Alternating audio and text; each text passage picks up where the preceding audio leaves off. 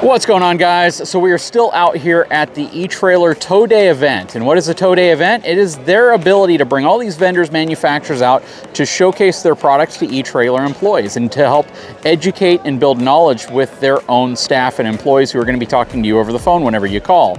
I told you guys earlier that I found a game-changing solution, and this guy probably has no idea how much this is going to blow up his company in a positive way.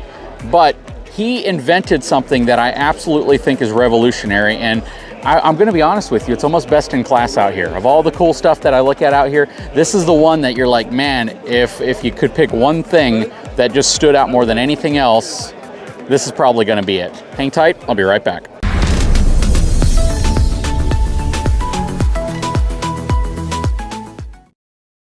Okay, so we got Joe with us today. How's it going, Joe? Fine, thank you, thank you. All right, so you are the owner inventor of this super cool product called EZConnector. Yes. Now, before you dive into it, I walked by this booth and he asked me if I'd seen this before, and I haven't. I'm sure there's some viewers on my channel who have seen this product, probably used this product, and hopefully love it because I love how innovative it is. But Joe, man, when I saw this, it really, really blew my mind because this is such a cool yet simple product. Okay. So let's talk about what the product actually is first and the challenge or the problem that it fixes. Okay, well, part of the problem that it fixes is, if you're familiar with this kind of thing. Seven-way connector. Seven-way connector. No lid. Why is there no lid? Oh, somebody drove off and it pulled and yanked the lid off. Oh, look inside. It's all corroded. Okay. The blades, they're bending. They don't make contact. I just driven out, I had my connector plugged in, and my truck's telling me my brakes are disconnected. So I had to get back in there and I wiggle the plug, and hopefully it'll work. Or your lights are off. Or my lights are off. Yep. On the male side, we have a connector here on the traditional one that it's difficult to see if there's corrosion unless it's extremely bad, and it's inside where it's near impossible to clean. Yep. And for that reason, we have a completely different look at how to do this. Yep. So yeah, this is what most people see whenever they are dealing with a cable, a seven-way connector on their RV, their trailer, utility, dump trailer, all of this. This is what I have. A lot of newer trucks have two of these. They have one that's in the bedside, and then they also have one that's down near your back receiver. But yeah, everyone deals with these cables that they have to plug in. Sometimes you have to work them way in there. Sometimes you forget that they're plugged in, or maybe you take your vehicle somewhere and they drive off while it's still connected and it rips the plug out. This all happens, and his solution is pretty phenomenal. So go ahead and walk us through your actual solution of this. Okay, so here we have, what we've done is in this display here, we have side by side, we have the connector that would be on the vehicle here, and then this would be the storage and the plug that would be on the trailer. So on this side here, we have a storage unit that always comes with a trailer end. So when it's not in use, instead of it just hanging over the tongue, it has a home for it to keep it out of the weather. Let me see something here real quick. Yes. So this is the plug. Yes. Check that out. It is now magnetically connected. What he's showing you here is how you keep it out of the way and keep it dirt-free and working good. Right. This is the actual connector. So this is what's going to be on the truck side of the vehicle, basically what you connect to when you're hooking the trailer up to the truck. Can you open this up and kind of show us how this whole thing looks? Sure. So inside here, we have, we'll start with the first thing off is that we have an internal O-ring seal to keep this thing watertight when it's not in use. Okay, so there's this O-ring here, and it's got a stainless steel spring and a pin on the top that pulls it tight. But in addition to that, there's a magnet in the center of this connector, and we put a metal slug on this lid. So in the case if you're really cold weather or something, and the O-ring gets a little stiff and so on, this thing still snaps shut and pulls it watertight shut. Absolutely. Okay. And inside, it's a strong magnet too. Yeah.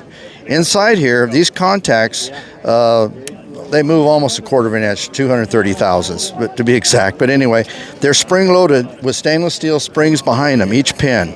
And so they're always wanting to make contact to the face of the plug that would be plugged in there. So now what I'm going to do, I'm going to go ahead and remove this from the storage, and I'm going to take this plug and I'm going to insert it, but I'm going to misalign it. I'm doing this blindly, okay? So I'm not aligned right now, but yet it wants to jump in there. You can watch. It jumps in. Oh, yeah. But it's not in all the way because this index is not lined up here. The purpose of that is to prevent it from making any contact until everything is perfectly aligned, and you see it just pulls itself right in. Yeah, so it's keyed. What's really cool about this as well is how strong this is. So what I want to show you here is he's got these 5-gallon buckets that are full of bricks to keep the table from pulling over when you pull that out. Yeah. That's how strong of a contact, because a lot of people are going to wonder, you know, is this thing just going to fall off whenever you're going down the road? And it's not. It takes quite a bit of force. Do you mind if I yank on it? Sure, go for it. Look at what it's doing to the table right now. So it takes a bit of force. Now, a question I have is, do you still need to, or should you like apply dielectric grease or anything like that to it? No, you don't apply dielectric grease. Dielectric grease is non-conductive. The reason it works on the other kind of connectors is because the contacts slide one against the other and scrape the grease off. With ours, you don't apply it. You can use, if you have dielectric grease you want to use for some purpose, put a little bit on the O-rings to keep them lubricated. And you could do the same on the lid here too, so that everything slides in better. If you have to, we recommend some sort of an antioxidant spray if you want to spray inside there. But we also have a cleaning tool that you can use, because those pins are self-aligning and so on. And these contacts are on the surface. If there's corrosion, you can see it and you can clean it. It's right on the surface. So I have, how many trailers? I have 6 trailers. Yes. And if I wanted to use your system on all 6 trailers, well, for the truck side of it, I would just need to plug in the adapter. And can you show me the adapter which converts the plug coming from the truck to this side? Okay, I guess that's this right so here. wait a minute. Okay, so yeah, so we have the plug and play interface. So if you have a factory plug with a plug and play interface, which almost all new vehicles do, and even a lot of the older ones, and we even support the older Dodge that had the rectangular interface. Before 2010, they used this interface. And so we have this one is available as well. Okay, so this goes on your truck. So this would be on the harness. So you would take your factory plug out, unplug it like this.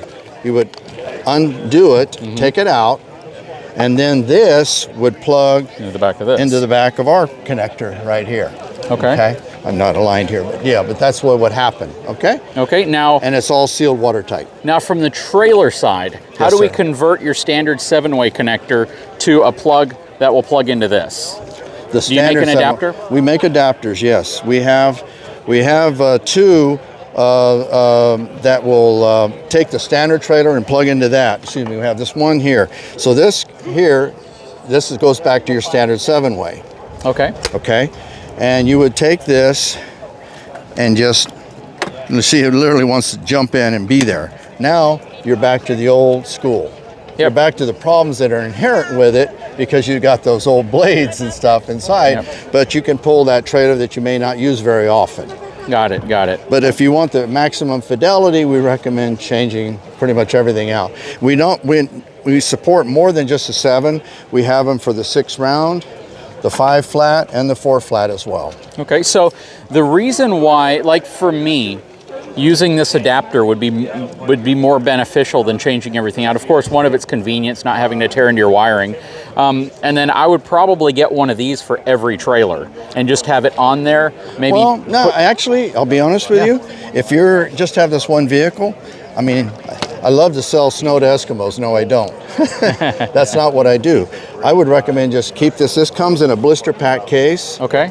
And to keep it clean. Throw it underneath the seat or in the toolbox or whatever, and when you need it to pull that inadvertent trailer, then you just grab it out of that truck, because that's the truck that needs it, and voila, you're done. Or maybe I even get a couple of these and I put that to actually store it on the back of the truck. We could do that too. Yeah, on my toolbox or some other place to keep it out of the way. Yeah, you could do that too. Yeah, because we have that storage. The nice thing about this storage here as well is when it's not in use, the lid closes down to keep contaminants from getting in there. Well, the thing that I like about this system as an add-on or as an adapter is the point you made earlier before we were recording, and that is, what if you're just really tired after a long trip and the one thing you forget to disconnect is your 7-way connector?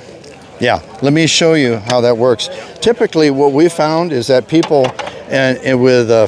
well, not only just the pull behind, but the people with the 5th-wheel trailers, who oftentimes will have somebody help them disconnect, and usually something goes awry. They forget to pull the tailgate or drop the landing gear or something, But one of the things that happens is people will drive off, And in the bed of the truck at 90 degrees, watch this. No damage. That is super cool. Okay?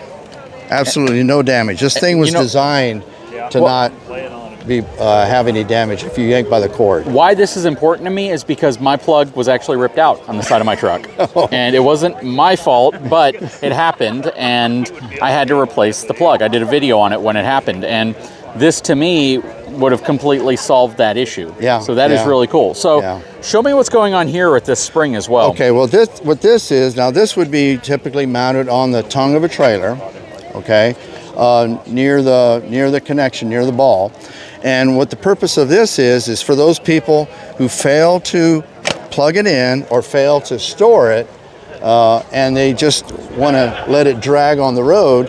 Instead, when you install this, you adjust the length that you want to keep it up off the ground. It's secured with a tie wrap, and then at that point, even if they don't connect it or store it, it suspends it, and yet it keeps it off of the ground, and it's not going to disconnect. Kind of like on a semi-truck. Like on a semi-truck. But this one's designed for the weight of the plug to keep it up off the road. Well, that is absolutely cool. Again, what do you guys think? Leave a comment below. To me, this is like game-changing innovation because it's a simple product that solves a simple issue that almost anybody with trailers deals with.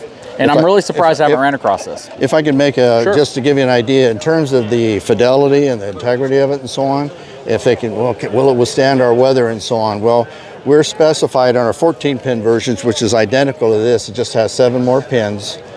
We're spec'd in on all their equipment for the state of Idaho, state of Wyoming. We're as far north as in Edmonton. Edmonton's been using us for like almost 10 years now. And real quick, you know, you're just talking about these. It's probably a good idea for you to explain what these are as well, because these have additional wires. Yeah, these have 14 wires in them instead of the 7.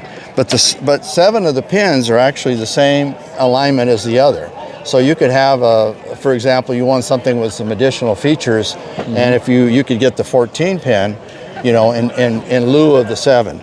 But it does the same thing. It just has more circuits and so on. Well, what I actually thought about this when I first saw this is we have another company right here called Red Arc, and they're a DC to DC charging system. And what you've had to do in the past is you've had to run a extra large, like, you know, 10 gauge, 8 gauge, 6 gauge cable from the battery, and then it hangs above the bed to connect to the RV. With this system, you could potentially just have it all tied into your new connection, and you can do DC to DC charging through one single plug. Through one plug, yes. Yeah, that is awesome. Yeah, and when we do, I mean, initially when we introduced this, I actually showed this to Ford Motor Company years ago, and then for just unspecified reasons and so on, but when I introduced it to them and so on, we actually had the 7 basic wires in this particular cable that aligned with that. So I could pull anything, I could plug the adapter in here, I could pull any trailer or whatever. But the additional wires, 3 of them were shielded twisted pair, and they could carry camera signal. And when we originally showed this thing for SEMA, at the SEMA show and so on, as soon as you plug this plug in, it would capture the signal that used to look at the front of the trailer and automatically look out the back of the trailer. And if you turned your left turn signal on, and you had your camera on the left side, it would turn on. It'd turn that one on, and if you turned the right turn signal, it would turn that camera on. So even if you were trying to back up and park, even though you didn't need to turn your blinkers on, just turn on the blinker and it would allow it to do it. Then we had one additional blue wire, and the reason for that was to allow, at the time there was some discussion about having sway control using the brakes, individual braking on the trailer, and that's why we provided the additional blue wire. Wow. So that's really cool. I mean, this is stuff that's not. We sell this in the commercial markets. We have companies and so on. I mean, to give you an idea, besides that, Toyota, we are the connector that Toyota uses in their factories for all their automatic guided vehicles because they wanted a very reliable, robust connector. Well, that is super cool. This is probably a product that you're going to see on my channel quite a bit more because I would love to possibly connect something like this up so I can start using upfitter switches in very unique ways, as well as, you know, use their connection there for my standard trailers. But, you know, Joe, you definitely have a super cool solution, and I would probably say, I'm going to say it, best in show. Well, thank you. Super I appreciate awesome. that. Thank you. Anyways, guys, we will definitely put some links in the description of this video if these are products you're interested in. eTrailer sells their products, which is super cool. And if you're interested, definitely check out the links. Guys, if you haven't had a chance, please take a moment, subscribe to my channel, give me a thumbs up, and we'll talk to you again very soon.